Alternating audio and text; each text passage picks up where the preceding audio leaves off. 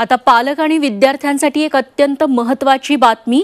16 वर्षाखालील मुलांना आता कोचिंग क्लासेसमध्ये प्रवेश मिळणार नाहीये। खासगी कोचिंग क्लासेसच्या मनमानी कारभारावर लगाम लावण्यासाठी केंद्र सरकारने हे महत्त्वाचं पाऊल उचललंय।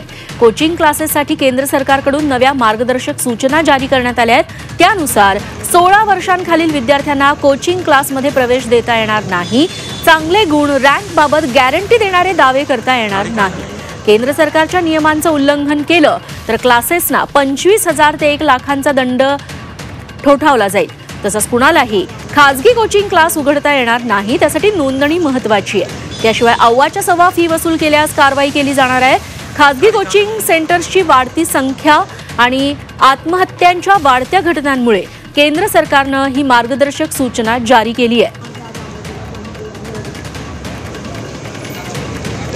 या कोचिंग क्लासेससाठी नेमक्या काय गाईडलाईन्स जारी करण्यात आल्यात आपण बघूयात। 16 वर्षाखालील मुलांना आता कोचिंग क्लासमध्ये प्रवेश दिला जाणार नाही। चांगले गुण, रँकची गॅरंटी देणारे दावे करता येणार नाहीत। ग्रॅज्युएशन न झालेल्या शिक्षकांची नियुक्ती करता येणार नाही।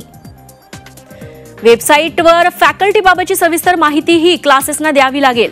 कोर्सचा कालावधी कोचिंग क्लास चालकांना देणं बंधनकारक असेल। हॉस्टेल फी बाबतची संपूर्ण माहिती देखील द्यावी लागेल। विद्यार्थ्यांना चांगले गुण मिळण्यासाठी दबाव टाकता येणार नाही। नियमांचं उल्लंघन केल्यास क्लासेसना 1 लाखांपर्यंतचा दंड होऊ शकतो।